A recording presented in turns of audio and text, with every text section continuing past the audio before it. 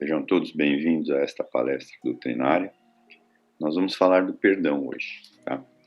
Então, eu vou ler aqui do capítulo 10 do Evangelho segundo o Espiritismo. Perdoai para que Deus vos perdoe. A misericórdia é o complemento da doçura, porque aquele que não é misericordioso não será também dócil nem pacífico. Ela consiste no esquecimento e no perdão das ofensas. O ódio e o rancor revelam uma alma sem elevação e sem grandeza. O esquecimento das ofensas é próprio de almas elevadas, que está acima do mal que lhe quiseram fazer. Uma é sempre ansiosa, de uma irritabilidade desconfiada e cheia de amargura. A outra é calma, cheia de mansidão e caridade. Infeliz daquele que diz, nunca perdoarei. Este, se não for condenado pelos homens, certamente o será por Deus. Com que direito pedirá o perdão das suas próprias faltas, se ele próprio não perdoa as dos outros? Quando diz para perdoarmos ao nosso irmão, não 7 vezes, mas 70 vezes 7, Jesus nos ensina que a misericórdia não deve ter limites. Mas há 2 maneiras bem diferentes de perdoar. Uma é grandiosa e nobre, verdadeiramente generosa, sem pensar no que passou, que evita com delicadeza ferir o amor próprio e os sentimentos do agressor, ainda que este último tenha toda a culpa. A outra maneira é quando o ofendido, ou aquele que assim se julga, impõe ao ofensor condições humilhantes e o faz sentir todo o peso de um perdão que o irrita ao invés de acalmar. Se estende a mão, não é com benevolência, e sim com ostentação, para se mostrar a fim de poder dizer a todos, vede o quanto sou generoso. Em tais condições, é impossível que a reconciliação seja sincera de ambas as partes. Isto não é generosidade, é antes uma maneira de satisfação do orgulho. Em todas as contendas, aquele que se mostra mais pacificador, que demonstra maior tolerância, caridade e verdadeira grandeza da alma, conquistará sempre simpatia das pessoas imparciais. Bem, agora para nós continuarmos este assunto, eu vou pegar aqui no livro Boa Nova, o perdão, e nós vamos ver o diálogo de Jesus com os apóstolos, colocando justamente essa situação do perdão. Vamos lá. É o capítulo 10 do Boa Nova, tá? Psicografia do Chico Xavier, Irmão X. As primeiras peregrinações do Cristo e seus discípulos em torno do lago haviam alcançado inovidáveis triunfos. Eram doentes atribulados que agradeciam o alívio buscado ansiosamente, trabalhadores humildes que se enchiam de santas consolações ante as promessas divinas da Boa Nova. Aquelas atividades, entretanto, começaram a despertar a reação dos judeus rigoristas, que viam em Jesus um perigoso revolucionário. O amor que o profeta Nazareno pregava vinha quebrar antigos princípios da lei judaica. Os senhores da terra observavam cuidadosamente as palestras dos escravos que permutavam imenso júbilo proveniente das esperanças num novo reino que não chegavam a compreender. Os mais egoístas pretendiam ver no poderoso profeta um generoso e conspirador vulgar, que desejava levantar as iras populares contra a dominação de Herodes. Outros presumiam a sua figura um feiticeiro incomum que era preciso evitar. Ou seja, eles estavam se preocupando com Jesus, porque estavam indo contra tudo aquilo que eles acreditavam até aquele momento. Então, Jesus era considerado uma espécie de problema para eles. Foi assim que a viagem do Mestre a Nazaré redundou numa excursão de grandes dificuldades, provocando de sua parte, as observações quase amargas que se encontravam no Evangelho com respeito ao berço daqueles que a deveriam guardar no santuário do coração.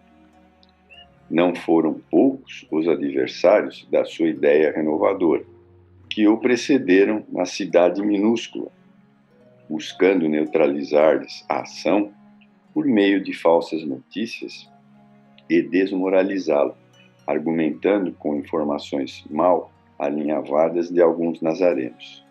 Então, naquele tempo já tinha fake news. Jesus sentiu de perto a delicadeza da situação que ele criara com a primeira investida dos inimigos gratuitos da sua doutrina, mas aproveitou todas as oportunidades para as melhores lições na esfera do ensinamento. Então, sempre ensinamento de Jesus, não perdia uma oportunidade. No entanto, o mesmo não aconteceu aos seus discípulos.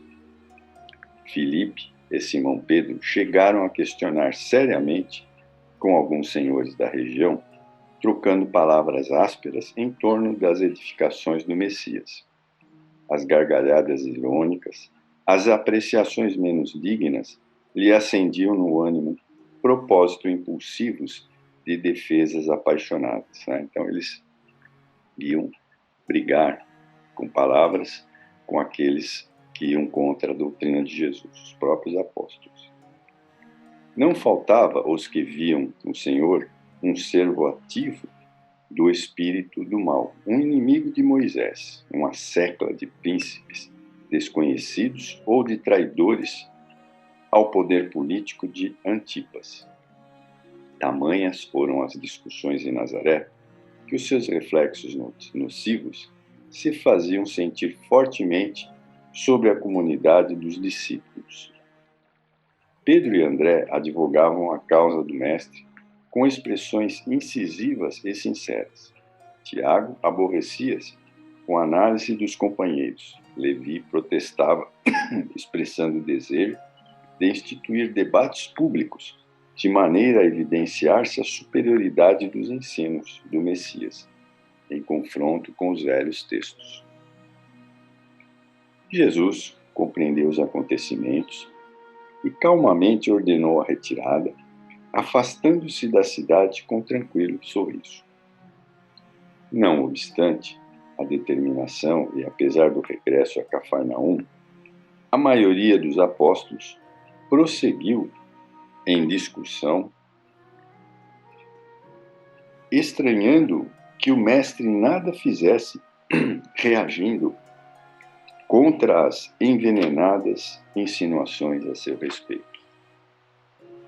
Daí a alguns dias, obedecendo às circunstâncias ocorrentes naquela situação, Pedro e Filipe procuraram avistar-se com o Senhor, ansiosos pela claridade dos seus ensinos. Mestre, chamaram-vos de servo de Satanás e reagimos prontamente, dizia Pedro, com sinceridade ingênua. Observávamos que por vós mesmos nunca oporíeis a contradita, ajuntava Filipe, convicto de haver prestado excelente serviço ao mestre, bem amado. E por isso revidamos aos ataques com maior força das nossas expressões. Não obstante o calor daquelas afirmativas, Jesus meditava com uma doce placidez no olhar profundo, enquanto os interlocutores o contemplavam, ansiando pela palavra de franqueza e amor. Afinal, saindo de suas reflexões silenciosas, o mestre interrogou: acaso poderemos colher uvas nos espinheiros? De modo algum me empenharia em Nazaré numa contradita estéril aos meus opositores. Contudo, procurei ensinar, a melhor réplica é sempre a do nosso próprio trabalho, do esforço útil que nos seja possível. neste particular, não deixei de operar na minha esfera de ação, de modo a produzir resultados da nossa excursão à cidade vizinha, tornando-a proveitosa, sem desdenhar as palavras construtivas no instante oportuno. De que serviriam as longas discussões públicas, inchadas de duestos e zombarias? Ao termo de todas elas, teríamos apenas menores probabilidades para o triunfo glorioso do amor e maiores motivos para a separatividade e odiosas distensões, né? Então, Jesus não queria nenhum tipo de confronto. Só devemos dizer aquilo que o coração pode testificar mediante atos sinceros, porque, de uma outra forma, as afirmações são simples ruídos sonoros de uma caixa vazia. Mestre, atalhou Filipe, quase com mágoa.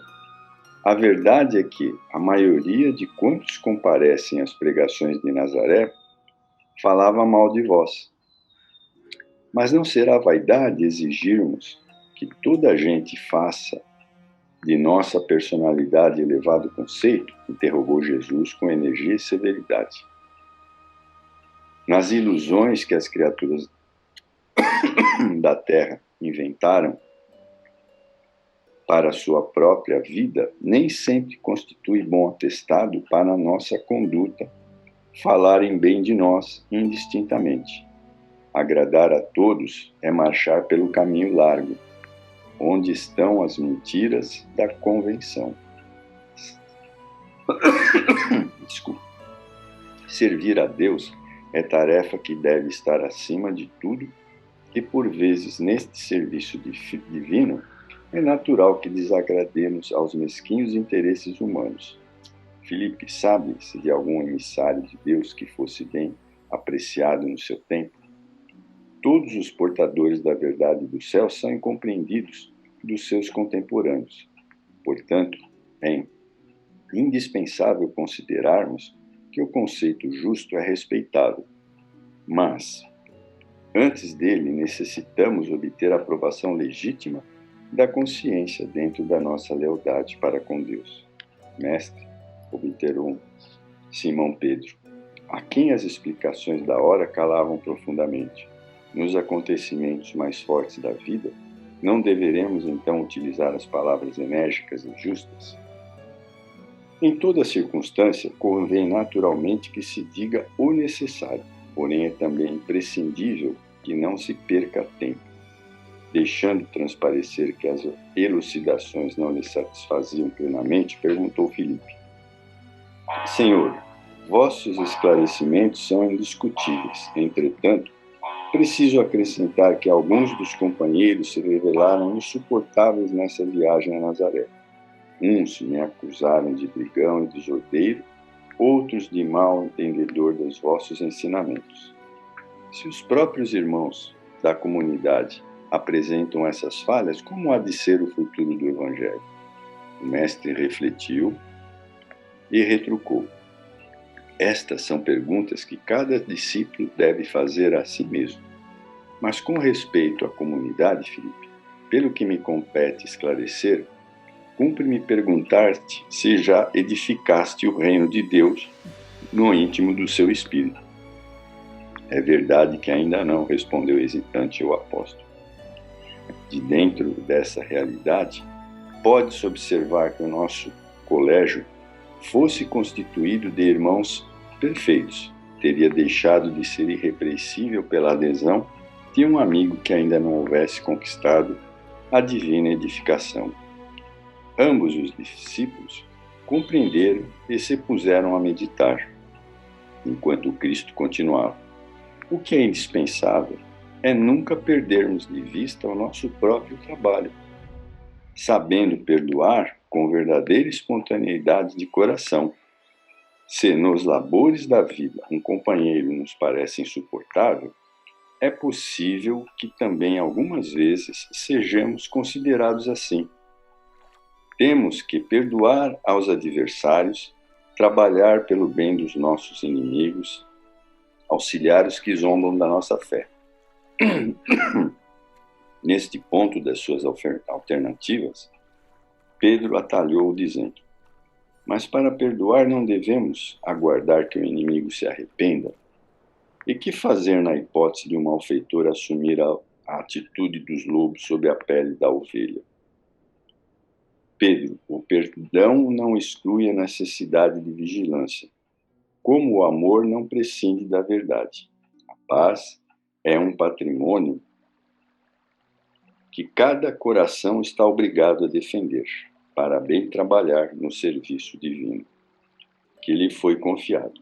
Se o nosso irmão se arrepende e procura o nosso auxílio fraterno, amparemo-los com as energias que possamos despender. Mas, em nenhuma circunstância, cogite de saber se o teu irmão está arrependido. Esquece o mal, trabalha pelo bem. Quando ensinei que cada homem deve conciliar-se depressa com o adversário, busquei salientar que ninguém pode ir a Deus com um sentimento de odiosidade no coração. Não poderemos saber se o nosso adversário está disposto à conciliação. Todavia, podemos garantir que nada se fará sem a nossa boa vontade e pleno esquecimento dos males recebidos. Se o irmão infeliz se arrepender, estejamos sempre dispostos a ampará-lo e a todo momento precisamos e devemos olvidar o mal. Foi quando, então, fez Simão Pedro a célebre pergunta: Senhor, quantas vezes pecará meu irmão contra mim, que lhe hei de perdoar? Será até 7 vezes? Jesus respondeu calmamente: não te digo que até 7 vezes, mas até 70 vezes 7. Daí por diante, o mestre aproveitou as menores oportunidades para ensinar a necessidade do perdão recíproco entre os homens na obra sublime da redenção. Acusado de feiticeiro, de servo de Satanás, de conspirador, Jesus demonstrou, em todas as ocasiões, o máximo de boa vontade para com os espíritos mais rasteiros do seu tempo, sem desprezar a boa palavra. No instante oportuno, trabalhou a todas as horas pela vitória do amor com o mais alto idealismo construtivo. E no dia inesquecível do Calvário, em frente aos seus perseguidores e verdugos, revelando aos homens ser indispensável a imediata reconciliação entre o espírito e a harmonia da vida, foram estas as suas últimas palavras: Pai, perdoai-lhes, porque não sabem o que fazem. E assim nós terminamos, desculpem mais uma vez, nós terminamos esse relato sobre o perdão, né? E sempre muito interessante ouvir as histórias que cercavam Jesus. Muito obrigado a todos.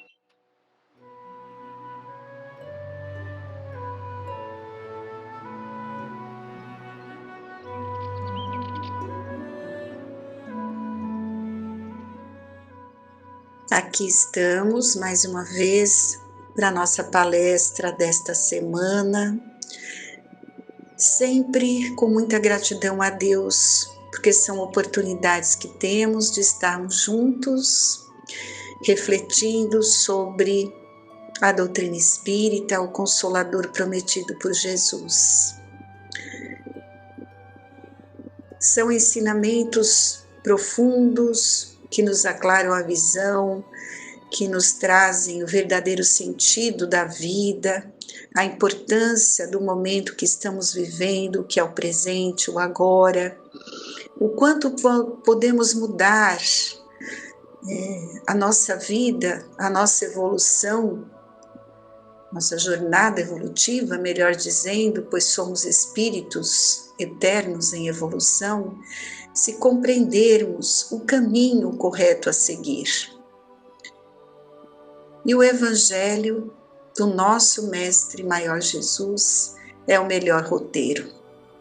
Então estejamos sempre de coração aberto, estudando, refletindo, interiorizando. os ensinamentos deste que é o mestre da humanidade, né? Ele veio ao mundo, como ele nos falou, para nos salvar. Então, sigamos confiantes e firmes, perseverantes na busca do aprendizado. Hoje, vou ler um texto do livro O Centro Espírita, de José Herculano Pires. Não sei se todos sabem, mas Herculano Pires, ele nasceu em 1915, numa província do Rio Novo, na cidade de Avaré, zona Sorocabana, aqui de São Paulo, e desencarnou em 79. E ele foi um estudante e um espírita fervoroso, autor de 80 livros de filosofia, ensaios, histórias, psicologia, parapsicologia, e por fim ali ele escreveu muitos livros sobre a doutrina espírita ou espiritismo, né? Vários de parceria com Francisco Cândido Xavier. E o objetivo que ele tinha era de comunicar o que achava necessário da melhor maneira possível. Ele era graduado em filosofia, né? Então, os livros espíritas dele é de uma clareza, né? Ele explica assim de uma maneira direta, objetiva, clara, e ele foi considerado por Emmanuel o melhor metro que mediu Kardec. Isso foi Emmanuel que colocou. É um soldado de Kardec, defensor, né? Então é muito interessante nós estudarmos os seus livros, né? Tem vários, tem esse, o Centro Espírita, tem a Mediunidade, tem alguns mais filosóficos, que é o Ser e a Serenidade. Nós temos a doutrinação, o passe e a obsessão, enfim, é importante para todo espírita conhecer e estudar Herculano Pires. Ele começa aqui na introdução desse livro: se os espíritas soubessem o que é o centro espírita, quais são realmente a sua função e a sua significação, o espiritismo seria hoje o mais importante movimento cultural e espiritual da Terra. Veja que colocação aí importantíssima, né? E, infelizmente, nem todos aqueles que se dizem espíritas têm a consciência da complexidade de tudo que abrange em relação aos conhecimentos em geral, né?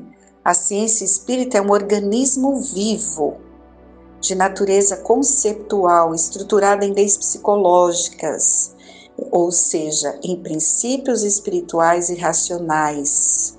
E essa estrutura ela é íntegra, perfeita, harmoniosa. E por isso, não podemos violentar um só dos seus princípios, sem pôr em perigo imediato todo o seu sistema, né? Então, no centro espírita, em que essa compreensão da doutrina não se desenvolve, na verdade não existe espiritismo, mas apenas um vago desejo de atingi-lo, né?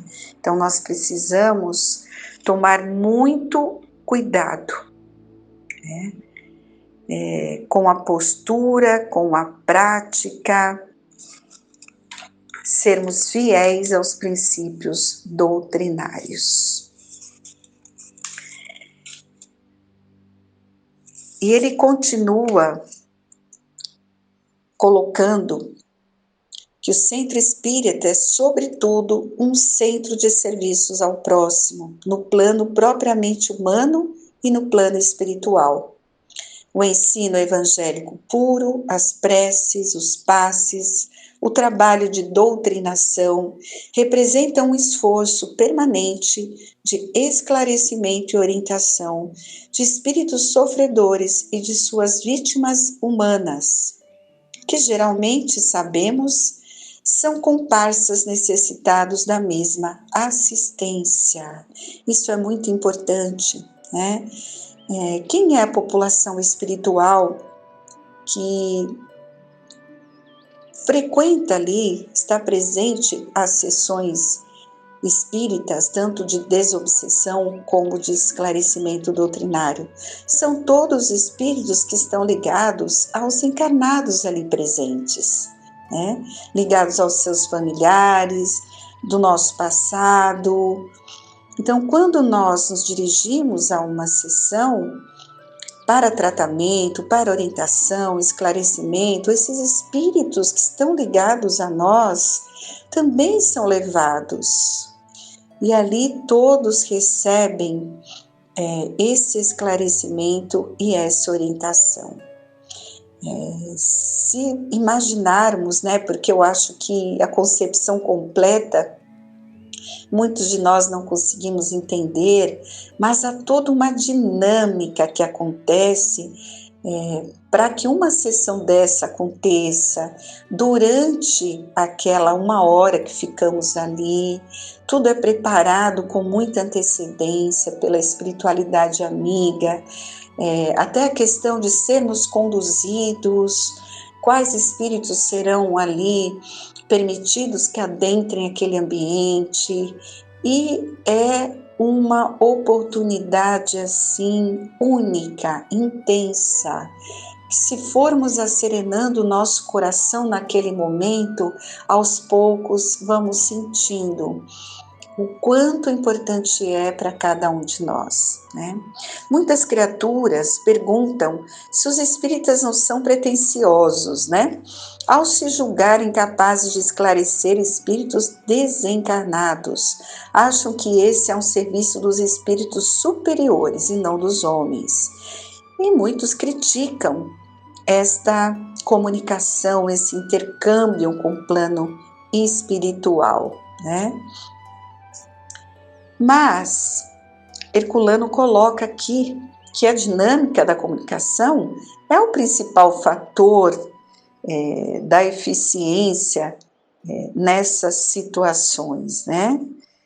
Nas sessões espíritas, não se pretende abranger todos os espíritos necessitados que existem, né, no nosso mundo todo aí. Não, seria impossível isso. Ninguém tem a pretensão de realizar isto, mas cuidar daqueles que estão mais ligados a nós. Então, a todos os encarnados que buscam, através da doutrina espírita, a ajuda para as suas dificuldades, seus problemas emocionais, espirituais, porque quando nos dirigimos a um local como esse, religioso, é porque nós estamos tentando buscar ajuda, tentando compreender o significado da vida, sensações que trazemos e não compreendemos. Então vamos buscar o entendimento, e junto conosco vêm todos os espíritos que estão ligados, né?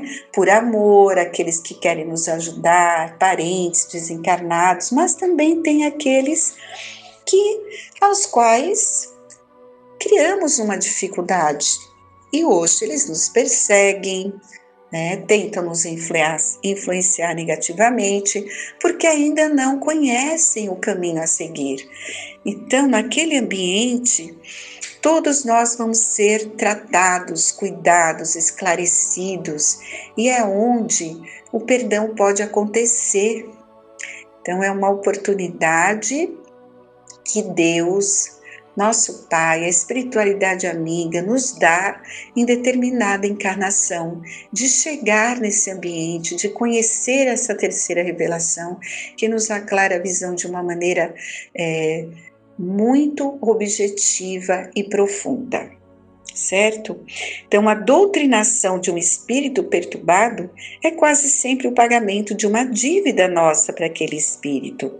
Se o prejudicamos ontem, hoje o socorremos. E ele socorrido torna-se um novo assistente da grande batalha pelo esclarecimento geral.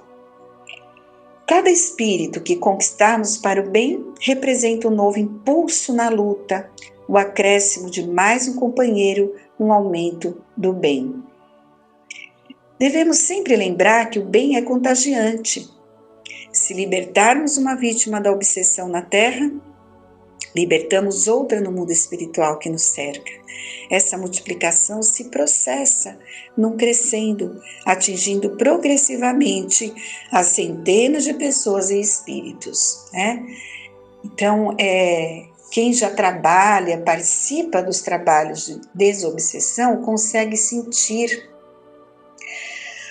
mais intensamente essa amplitude, né? É algo contagiante. Por quê? Porque atraímos espíritos em condições difíceis? Porque nós temos um comportamento complicado, com o nosso egoísmo, nossa vaidade, nosso orgulho, sentimentos de culpa, de ansiedade, de estresse, de tristeza, abrem a porta para que essa atuação aconteça. Então, quando nos tratamos, quando começamos a compreender essas sensações que trazemos, o porquê sentimos isso, e começamos a alimentar a nossa alma com o Evangelho do Mestre Jesus, né? Nos trazendo a mansuetude, a paz no coração, o equilíbrio, a humildade, nós vamos nos modificando, e nos modificando automaticamente contagiamos aquele que está nos influenciando no bem, e tudo vai mudar. É essa a dinâmica de um momento como esse, um tratamento como esse, né? Muitos falam, mas esses espíritos perturbados, eles não são assistidos no próprio plano espiritual? Por que tem que trazer eles aqui? Mas vamos lembrar do ensinamento de Jesus. O nosso mestre, por acaso, ele deixou de assistir aos espíritos necessitados aqui mesmo na Terra? Pelo contrário, os assistiu, e ele mandou ainda os seus discípulos fazerem o mesmo. É só buscarmos nos ensinamentos, né? E trazendo aqui para a experiência espírita, nós percebemos o quanto esse exercício é valioso, né? Porque muitos espíritos que desencarnam, mas sem preparo e ainda muito apegados às condições da vida material, eles precisam dessa assistência mediúnica para se conscientizarem e se livrarem desse apego, né? Então, é um auxílio a mais. Claro que, por mais que demore em determinado momento no plano espiritual, esses espíritos serão auxiliados. Mas para acelerar esse processo, muitos são trazidos porque os encarnados optam por buscar essa ajuda, eles estão ligados aos encarnados, são trazidos, tem todo um tratamento fluídico magnético, que nós chamamos de choque anímico. Então, com a ajuda do fluido animalizado do médium encarnado, acontece esse choque anímico que tira aquele espírito daquele transe que ele está fechado para a atuação dos espíritos superiores na espiritualidade. Então, ele abrindo os olhos, recebendo aquela quantidade de fluidos animalizados que vão fazer com que ele se recupere e enxergue a situação mais rapidamente. E aí, todos recebem ajuda e aprendem com a situação, porque os diálogos, muitas vezes angustiados, né, tristes desses espíritos, nos mostram ali, a prova viva de que somos eternos, que a morte não existe, que a vida continua, que continuamos a ser o que somos, né? Se não nos modificarmos aqui, nós vamos ter que lutar e conseguir a nossa modificação no plano espiritual, que é muito mais difícil. Então é todo um aprendizado, até mais para nós, né? Nós os encarnados, tenhamos a certeza disso, né? As sessões espíritas de doutrinação, desobsessão, provaram sua eficácia desde Kardec até os nossos dias. Então, os que hoje procuram diminuir o valor e a importância dessas sessões, até mesmo nos centros espíritas, alguns não estão deixando de lado essa prática, estão muito errados, né? Estão enganados com relação a isso. Então, todo centro espírita que realmente tenha plena consciência de como essas sessões são importantes para todos, eles continuam, sim, desenvolvendo esses trabalhos com muito amor.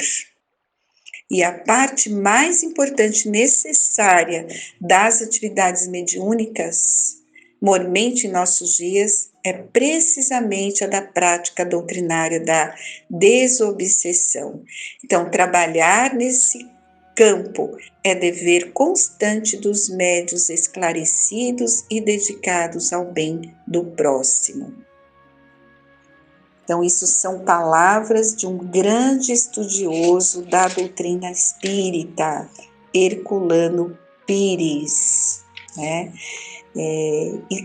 Ao qual devemos sim ter muito respeito.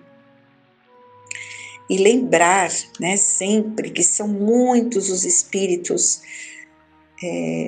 necessitados, e é pelo exemplo da fraternidade e não pela violência que nós podemos auxiliá-los e melhorar o mundo, né? Um espírita, ele não pode pensar apenas em termos da realidade imediata, né? Nós temos que viver e como ele coloca aqui, viver e existir são duas possibilidades do ser. E nós temos que buscar essa transcendência. Nesse plano, o ser humano assume a responsabilidade da busca e só existe realmente superando as fases inconscientes do seu desenvolvimento, na medida exata em que sabe o que quer e por que quer, né? E é isso que a doutrina nos traz. Fechando o tema, ele coloca que o centro espírita é realmente um centro de convergência de toda a dinâmica doutrinária. No centro espírita, iniciam-se os neófitos são os iniciantes, né, em algum assunto religioso, então muitos hoje estão chegando sem conhecerem nada, né? Então, no centro espírita chegam esses neófitos, que são os iniciantes, revelam-se os médiuns, comunicam-se os espíritos, educam-se crianças e adultos, libertam-se os obsedados, estuda-se a doutrina em seus aspectos teóricos e práticos, promove-se a assistência social a todos os necessitados, sem posições, sem discriminações, cultiva-se a fraternidade pura que abre os portais do futuro. Vejam a importância dessas colocações, né? Então, a coordenação das atividades do centro espírita, bem orientado, é praticamente automático, resultando um clima fraterno em que todos se sentem como em família, ajudando-se mutuamente. E é nessa comunhão de esforços que os espíritas podem antecipar as realizações mais fecundas, né? Então, meus amigos, tenhamos a certeza, né, que os serviços mais urgentes de cada centro são, com certeza, a instrução doutrinária de todos, dos antigos e novos adeptos. Se nós executarmos bem esse trabalho, todos os demais serão feitos com mais facilidade, né? Então fica aqui a nossa reflexão dessa noite, desse grande filósofo espírita Herculano Pires. Gratidão a esses espíritos que tanto se esforçaram e continuam se esforçando para esclarecer a todos nós ainda, tão ignorantes em termos de evolução, de fé, mas que aqui estamos pela bendita gratidão e oportunidade aí de estarmos estudando e aprofundando na terceira revelação, Consolador prometido por nosso Mestre.